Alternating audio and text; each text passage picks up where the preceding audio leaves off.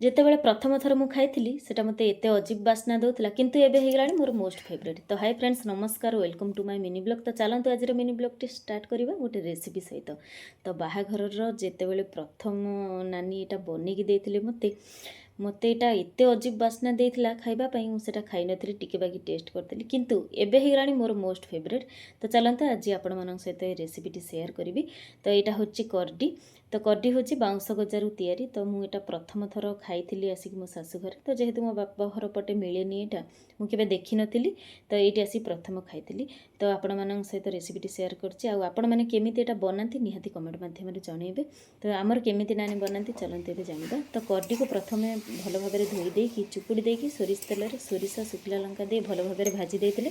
ତାପରେ ଦେଇଥିଲେ ଟମାଟର କିଛି ଲୁଣ ଦେଇଥିଲେ, ତାପରେ ଘୋଡ଼େଇ ଦେଇଥିଲେ। ତ ଟମାଟର ସିଝିଗଲା ପରେ ତା ଦେହରେ ଦେଇଥିଲେ ସୋରିଷ ମସଲା, ତାପରେ ଦେଇଥିଲେ ପାଣି, ହଳଦୀ ଦେଇଥିଲେ। ସେ ଯେତେବେଳେ ଫୁଟିଗଲା ତାପରେ ଭାଜି ରଖିଥିବା ଚୁନା ମାଛକୁ ଦେଇକି ସୁଖା ଏମିତି ହେଇଗଲା ପରେ ଧନିଆ ପତ୍ର ଦିଆ ହେଇଥିଲା। ତ ଆରାମସେ ଆମେ ପଖାଳ ସହିତ ଏଇଟା ଖାଇ ନେଇଥିଲୁ। ତ ମୋ ରେସିପିଟି କେମିତି ଲାଗିଲା ନିହାତି କମେଣ୍ଟ ମାଧ୍ୟମରେ ଜଣାଇବେ। ତାପରେ ପଳେଇ ଆସିଥିଲେ ଆୟାଂଶର ବାପା। ତ ତାଙ୍କୁ ଏଇଠି ତାଙ୍କର ସେ ଯେବେ ଆସନ୍ତି ଦୋକାନରୁ ସେ ତାଙ୍କର ଏମିତି ହିଁ ସେବା ଯତ୍ନ କରେ। ତ ସନ୍ଧ୍ୟାରେ ଛୁଆମାନଙ୍କ ପାଇଁ ବନେଇ ଦେଇଥିଲି ପାସ୍ତା।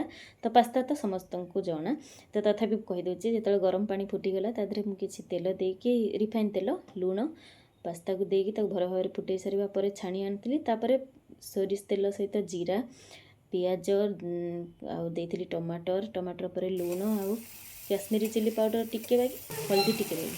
ତ ଯେହେତୁ ଛୁଆମାନେ ଖାଇବେ ମୁଁ କିଛି ସ୍ପାଇସି କରିନଥିଲି।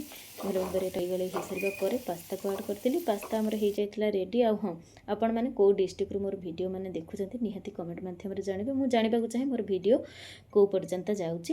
ତ ଆଶା କରୁଛି ମିନି ବ୍ଲଗ୍ଟି ଭଲ ଲାଗିଥିବ। ଭଲ ଲାଗିଥିଲେ ଲାଇକ୍, ସେୟାର, ସବସ୍କ୍ରାଇବ୍ କରିଦେବେ। ପୁଣି ଦେଖାବା ଆଉ ଗୋଟେ ନୂଆ ମିନି ବ୍ଲଗ୍ରେ।